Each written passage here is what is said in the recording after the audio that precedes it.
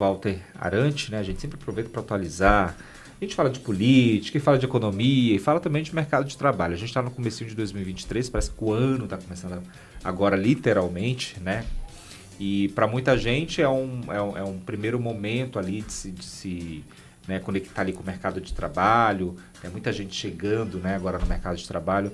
Na outra empresa onde eu trabalho, tem uma leva agora assim de estagiário que estão começando, né, a vida profissional. Cheio de sonhos. Acho muito bacana isso. Ontem mesmo eu estava conversando com uma menina e ela estava muito feliz, sabe, assim, aquela empolgação. Eu falei, ei, minha filha, tu não sabe de nada. Eu não dei um banho de água fria nela, não. Eu odeio quem faz isso. Assim, não, é horrível. Eu não gosto. Já fizeram isso comigo, eu acho um absurdo. Pelo contrário, eu dei lá, falei, é isso mesmo, vai lá. Mas tem que ir, acho que todo mundo no seu processo e no seu momento. Mais uma vez, bom dia, obrigado, professor. Bom dia, Ranieri, bom dia a todos. Realmente, esse incentivo é muito legal, né? Que a molecada, né? Os mais jovens estão chegando aí, né? Todo aquele gás. E uma coisa que eu sinto, essa juventude, eles vêm muito bem preparada, né?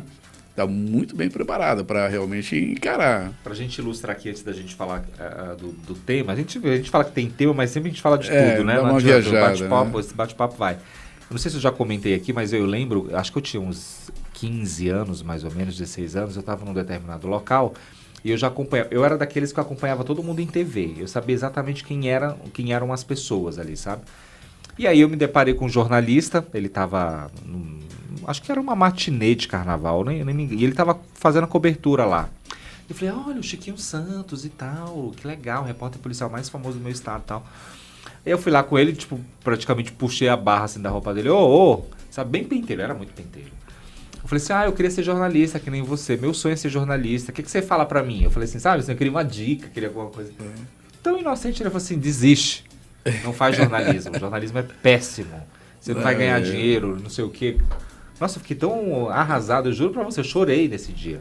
Ele foi ranzinza aí. Nossa, depois ele se tornou meu amigo de profissão, né? E aí a gente fala das voltas que o mundo dá, que a gente nunca acha que, mas o mundo gira, né? Dá volta. Uma hora você tá lá embaixo, depois você tá lá em cima, por aí vai.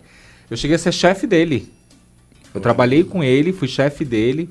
Eu trabalhava numa empresa que era terceirizada da EBC, da Empresa Brasileira de Comunicação do Governo Federal, e aí eu coordenava a equipe de jornalistas de um núcleo de rádio e TV da Universidade Federal, e a gente precisava de jornalistas já formados, né? E ele fazia parte lá, eu era chefe dele, enfim. E eu sempre conversei isso com ele, me desculpe e tal, estava num momento muito ruim, mas isso ficou muito marcado para mim. E eu lembro que quando depois que eu me estabilizei ali na minha profissão, eu sempre falei que eu nunca seria essa pessoa, o que ele foi comigo lá atrás, assim, de destruir ali o sonho, sabe? De jogar uma água gelada na tua cara, tipo, acorda, não é isso, não vai fazer isso. Mas isso foi muito bom. Ele me falou isso, eu fiquei curioso. Falei, não, alguma coisa está errada, eu vou atrás. Ainda bem que você viu isso como incentivo, né? Muito curioso. Comigo não existiu. Então, assim, para essas pessoas que estão começando aqui agora, né? A gente fala aqui para os jovens, principalmente, né? Para quem tem 18, 19 anos, muita gente começando. Eu vi gente de 18 anos começando ontem. Falei, mira, o que ano que tu começou a fazer a faculdade? Não, já estou terminando já e tal. Falei, achei o máximo. É verdade. E é assim, não desiste. Se é um sonho que você tem, né? Se você sempre quis fazer isso que você está fazendo agora nesse momento, seja em qualquer área, né? Aproveita, né, a oportunidade que você está tendo. Muita gente começando estágios, né? Agora, então aproveita. Tudo você tem que aproveitar, porque lá na frente você vai entender que é um processo. E é um processo na vida da gente para sempre, né, professor?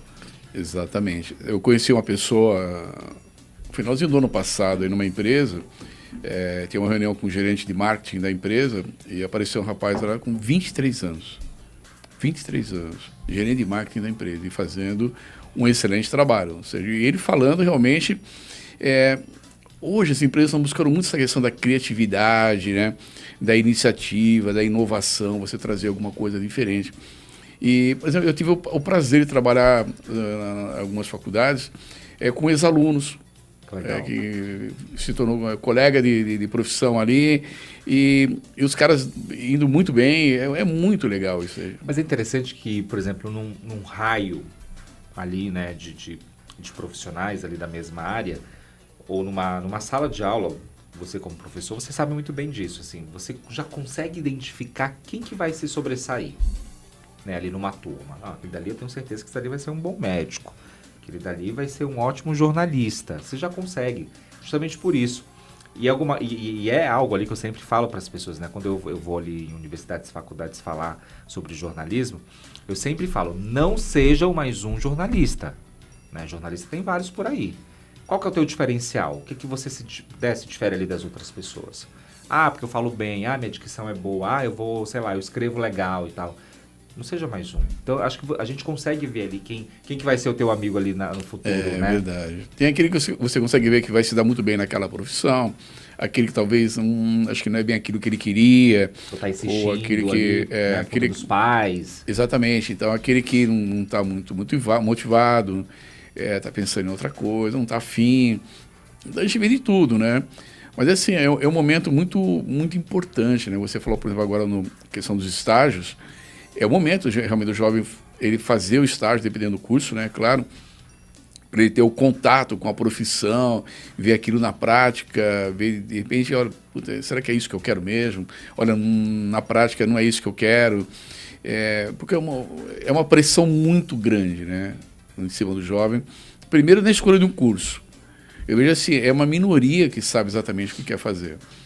A maioria não sabe ainda, vai naquela vai no embalo. Eu tenho um amigo que ele deixou o último ano de medicina e ele falou, não é para mim. O último ano de medicina.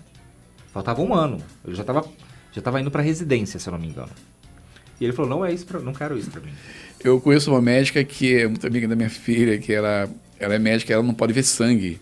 Como pode uma médica não ver sangue? E ela foi para a área de psiquiatria, porque ela não conseguia ver sangue, né? É estranho, mas ela conseguiu terminar aquilo que ela queria. Né? Mas ela fez uma opção legal, né? Opa, não vou mexer com isso. Pelo menos ali na parte mais de emergência nem nada, não dá certo, né? Deve ter passado por isso, deve ter sofrido. Eu falei, né? Eu passei, meu primeiro vestibular foi para medicina. É mesmo, né? Eu não fiz, eu falava assim, eu tenho um trauma de sangue, imagina se eu vou ser médico, você não é para mim, imagina, eu fiz a prova para fazer. Minha mãe ficou louca, meu filho vai ser médico. Não vai ser médico, vai ser jornalista, vai ganhar pouco, vai... Mas a mãe estava certa, né? A mãe acertou. E uma coisa importante, Ranieri, a gente estava falando aqui antes, né, aqui nos bastidores, né?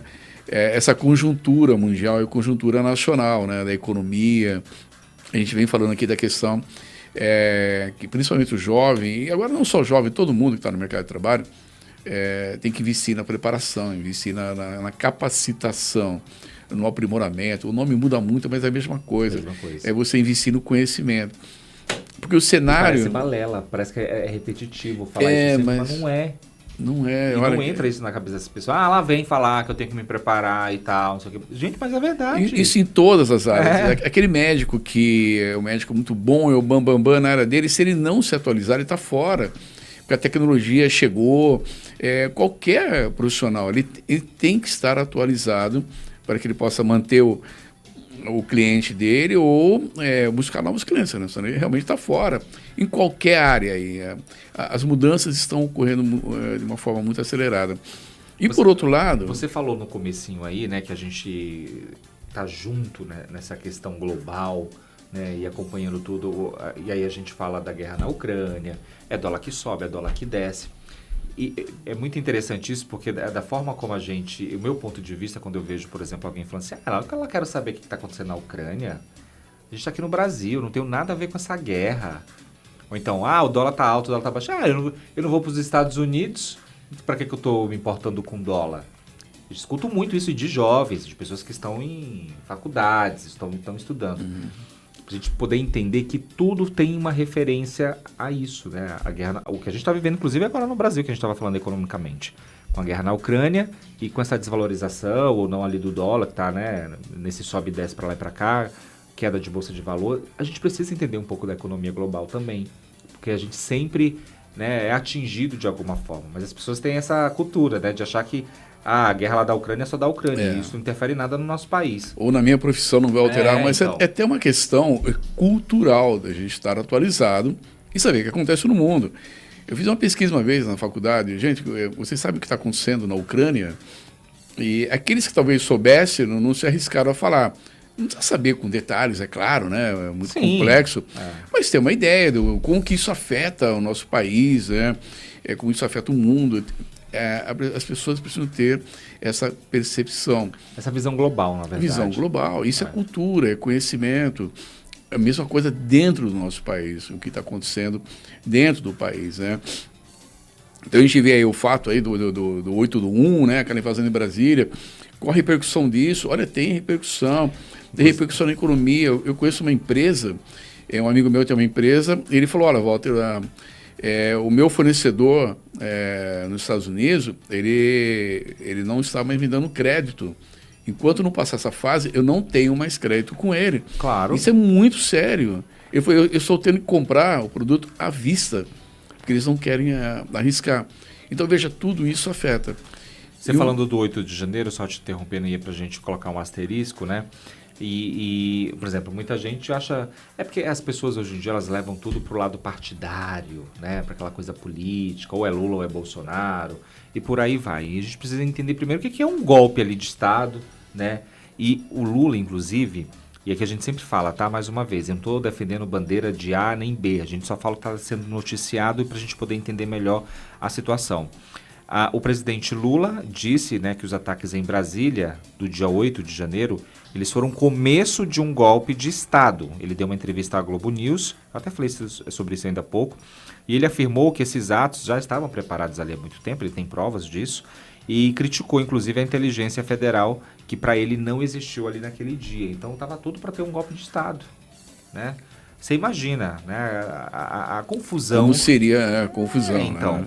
Por isso que se fala muito, né, de que o medo é que realmente o Brasil se assemelha ali à Venezuela, a crise da Venezuela que a gente está vendo economicamente e política. Na verdade, uma crise sociopolítica, né? Porque daí a coisa lá é bem mais Venezuela grave. Então, assim, é preciso entender, tudo tem uma ramificação, tudo acaba, né, ali sendo interferido por alguma coisa que a gente está vivendo no mundo global, por exemplo. É verdade, tudo afeta. E o caso da Americanas, né? Você vê, Americanas, de uma hora para outra surge um rombo de 20 bilhões de reais. E só apareceu porque assumiu um novo presidente, não teria aparecido. E a Americanas, ela tem todas as certificações de ESG, né?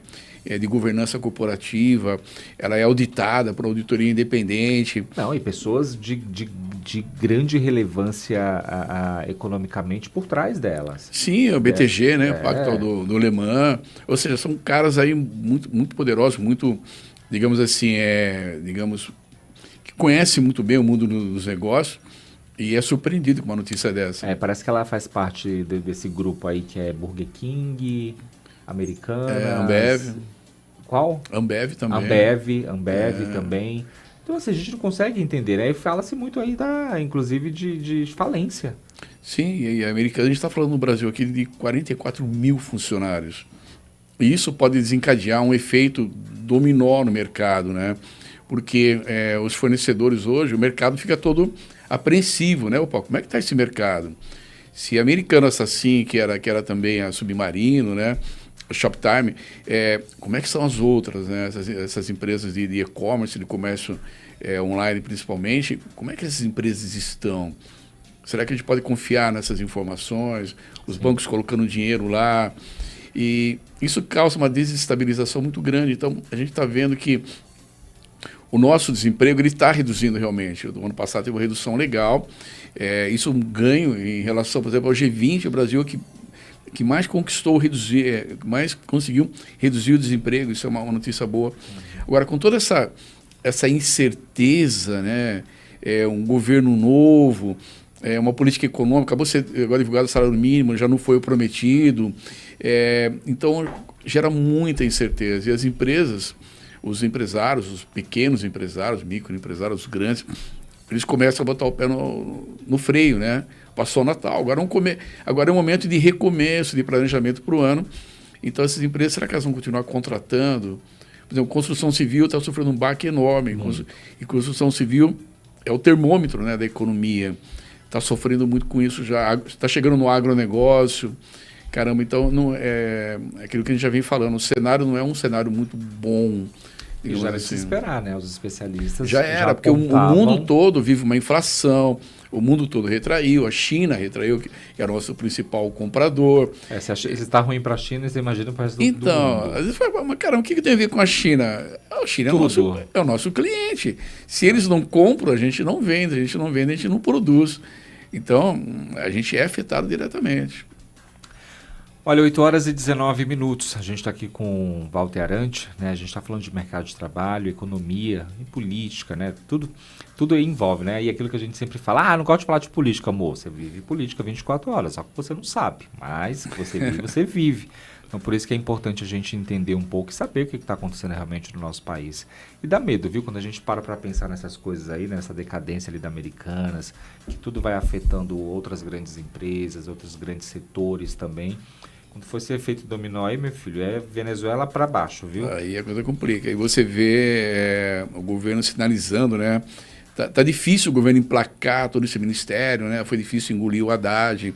Ele fez uma campanha que não vai cumprir com um terço do que foi prometido ali numa campanha. Então, eu não sei, faltam realmente ações concretas. Me parece que está muito ainda no discurso, né? Muito no palanque ainda. Está na hora que o governo mostrar realmente ações concretas para que o mercado ganhe confiança, né? E possa continuar seguindo, né? Só para você ter uma ideia, a gente falou a nível global, né? A Microsoft, para você ter uma ideia, ela cortou aí, anunciou 10 mil cortes, né? A Amazon cortou 18 mil funcionários, tudo isso no mundo todo. A Apple perdeu R$1 trilhão. A Apple o valor da Apple equivale ao nosso PIB, para você ter uma ideia. A Apple é mais rica que o Brasil. Se você comparar o PIB do Brasil, que é 2 trilhões de dólares, 2 trilhões e meio mais ou menos, a Apple, até uns tempos atrás, valia 3 trilhões de dólares. Olha o tamanho disso, né? E tem aí muitos funcionários no mundo todo, então também está anunciando corte. Então, veja, é um negócio muito complicado, né? Esse cenário realmente, quando a coisa começa a acontecer, por exemplo, nos Estados Unidos, que é uma referência, está acontecendo na China, está acontecendo nos países da Europa com uma inflação alta, nunca vista também, vai ter uma retração grande, é claro, vai acabar chegando aqui no Brasil. E tem que ter ações aqui realmente mais rápidas. Professor, vamos falar para quem está começando ou que deseja entrar no mercado de trabalho, né? A questão do currículo, ser um currículo direcionado é muito importante também, né? Você saber o que você está colocando ali no currículo é válido. Uma coisa que eu vejo que muita gente acaba errando, principalmente o jovem, né? A gente falou semana passada, retrasada, né? Sobre o jovem. Até você falou uma frase, uma pergunta que eu achei muito legal, né? Eu estou formado, e daí, né? Exatamente isso. Então, o que eu coloco no currículo é importante, eu não sei se nós já conversamos aqui em algum programa anterior, mas assim, é você não ser específico em termos de objetivo. Você só deve ser específico em relação a um cargo, um objetivo, se você tem uma proposta. Vamos imaginar, né? Uma empresa divulga, eu quero um assistente de logística. Então, você vai colocar no seu currículo lá, um assistente de logística. E você vai de encontro ao objetivo da empresa. Mas se você não sabe qual o cargo, você está no mercado, convém que você coloque somente a área. Então, se eu sou da área de logística, eu vou colocar onde eu quero trabalhar? Na área de logística. Mas qual a área que você quer trabalhar exatamente dentro de logística, né? Não importa nesse momento. Eu acabei de me formar, eu estou chegando no mercado de trabalho, principalmente se eu não tenho uma grande experiência. Porque quando você coloca alguma coisa muito específica, e eu vejo isso muito em currículo, um cargo específico, você acaba sendo eliminado por esse motivo. Quando você cadastra seu currículo lá nos sites, a própria máquina já elimina você. Você colocou assistente, mas eu estou procurando um auxiliar, estou procurando um coordenador, um supervisor, então eu acabo sendo eliminado por isso. Então é muito importante que você defina a área. E o currículo ele não deve nunca ser um currículo geral, generalista. Não é aquilo que você coloca, por exemplo, no LinkedIn. Quando você está encaminhando um currículo para uma empresa, você tem que pensar, planejar aí qual é a característica daquela empresa, o que ela faz, o que ela está procurando, quais as habilidades que ela está buscando para eu ressaltar isso no meu currículo. Então, isso é muito importante. A minha recomendação, se você não sabe ainda onde você quer trabalhar, qual a área, defina a área. Uhum. Né? E a empresa ela vai pegar o seu currículo e falar, caramba, ele se encaixa mais em determinado cargo, eu vou direcionar ele para lá. Isso é importante. E também não sair distribuindo a qualquer... Sabe, tem gente que pega ali, vou imprimir 100, vou distribuir na loja de calcinha, no açougue, no supermercado. Vamos ver quem que vai ligar primeiro aí. Não, isso é um grande erro, O currículo comum, aquele que você cadastra no site, né, aquele tudo bem, ali não tem como você fugir daquilo, né? Mas mesmo assim, você tem que tomar muito cuidado, porque quando aparece lá, objetivo, às vezes a pessoa coloca área administrativa, financeira, logística, barra isso, barra aquilo. Caramba, abriu demais. Você não pode ser tão generalista assim, né? Ou um grande erro que eu já vi, a disposição da empresa. Não, pelo amor de Deus, não faça isso. A disposição não. Ou então omitir, né? Porque daí você coloca lá a disponibilidade de horário. Estou disponível, pode colocar de madrugada, eu quero trabalhar. Aí chega lá, tá, você vai trabalhar de madrugada, mas não dá, não sei o quê. Ué, você colocou lá no currículo? Você colocou, então... estar disponível também é muito importante, né? Posso trabalhar em outra cidade? Sim. Outro estado? Sim. Se você consegue, beleza. Você já tem um plus aí a mais. Exatamente. Então, a empresa sabe que você está disponível, né? E hoje é muito legal isso aí, saber que você pode... A empresa saber que você pode estar em outro lugar, pode trabalhar remotamente. Essa pergunta hoje é feita. Você trabalha remoto? Você pode trabalhar remoto? Sim, claro. Não tem como. Eu não vou falar que não vou trabalhar remoto, né?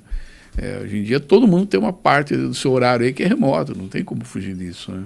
E por mais que também a gente ache que é fácil, né, o remoto, você tem que se programar aí para não, né? Não é tão assim. Porque é menino dentro de casa, coisa, às vezes a gente se confunde, né? Porque daí ou faz as coisas de casa, ou fica ali parado só fazendo as coisas de trabalho, é difícil também. Eu acho muito chato fazer Olha, remoto. Eu vi era uma cientista aqui da USP dando uma entrevista numa rádio e o cachorro latindo enquanto ela falava. E ela dava um break, acho que ela estava tentando. Fazer nada em casa. É muito complicado isso. A minha cadela não deixa. Eu fico ali no computador, ela pula e ela quer participar, ela quer ver, ela late, ela quer atenção. Então não dá, já tentei fazer live em casa, eu não consigo. Imagina que você trancar, cara. Não consigo. Uma coisa que eu tenho que aparecer ali e ficar, não dá. É muito importante. Tem gente que não se preocupa com aparência. Não, eu vou entrar num trabalho remoto, uma reunião remota, e eu vou de qualquer jeito. Não, pelo amor de Deus. Eu fazia freela escrevendo para uma revista, aí beleza, não precisa aparecer, só tinha que digitar ali os textos e mandar. Aí tudo bem, cadê ela ficava aqui, eu ficava comendo, e digitava, e via TV, e parava, olhava de novo, mas daí tá tudo certo. Mas você tem que ficar ali, né, virtual. Existe uma cartilha para isso já, dando dicas para você de iluminação, como se vestir, como se apresentar, né? Esse dia eu cheguei em casa e minha mãe falou, olha, eu não gostei disso em você lá. Eu falei, caramba, eu nem percebi. Ela me deu algumas dicas. Caramba, a gente não percebe, né? A gente não sabe disso, né? Nem é da área, né, digamos assim. Então é importante. E a gente ouvir essas críticas de quem está do lado de fora, né, ou do outro lado, é interessante. Vai de você absorver ou não, né? Eu sou suspeito para falar disso, porque eu recebo crítica todos os dias. Todo dia tem alguém falando alguma coisa. Mas está tudo certo. Olha, 8h27, tem mais alguma dica? Olha, saiu uma pesquisa da Robert Half, que é uma instituição voltada a recursos humanos internacional. Ela conhece muito o mercado mundial, o mercado brasileiro. Eles divulgaram uma pesquisa sobre as profissões que estavam contratando agora de uma forma assim, diferente para 2023. E me chamou a atenção, porque a gente sempre fala aqui que a área de tecnologia que mais contrata, realmente, né, continua contratando realmente. Mas eles destacaram aqui, em primeiro lugar, a área de engenharia, a área jurídica, mercado financeiro, né? E recursos humanos. Em quinto, a área de seguros. Em sexto, a área de tecnologia. Eu não sei se é em razão desse recuo, talvez, aí, do próprio comércio eletrônico, que realmente teve um recuo muito grande. E em sétimo lugar, vendas e marketing. Então, isso é legal, é um cenário um pouco diferente para quem está aí chegando no mercado de trabalho com outro tipo de informação. Olha, interessante você falar esse vendas e marketing e tal. Não sei se isso também tem a ver com a venda pelo telemarketing, pelo telefone, né, que engloba basicamente tudo isso. Em 2020, pré-pandemia, eu já estava ouvindo, né, e a gente falando, eu tinha um quadro em uma outra emissora, e a gente falava muito sobre isso, profissões do futuro, mercado de trabalho também. Tudo isso que eu faço aqui hoje, eu sempre fiz na minha vida toda, né, de abrir espaço para a gente falar, porque são assuntos e temas importantes, né? A gente sempre faz aqui uma prestação de serviço público mesmo para as pessoas, enfim.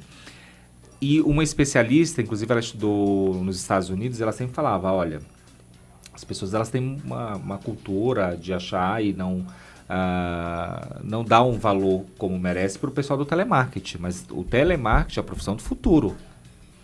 É a profissão que você consegue fazer ali uma carreira, se você quiser, você cresce dentro de empresas, muitas têm plano de cargo e carreira, então assim, mas o telemarketing vai ser a profissão do futuro.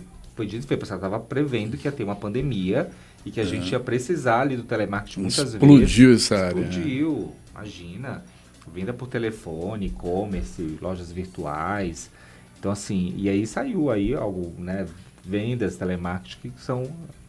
A gente fica de olho aí, não cai tão assim como a gente acha aqui. Não, eu acho que é uma área muito legal. A área comercial, né? Olha, é uma área ainda é uma área de, legal. é uma válvula de escape para muitos, né? Porque vem jovem que não tem oportunidade, porque você exige ali a primeira experiência, e aí não se tem, o telemarketing não exige isso, vem para cá, sabe falar, sabe ler, vem para cá e tá tudo certo.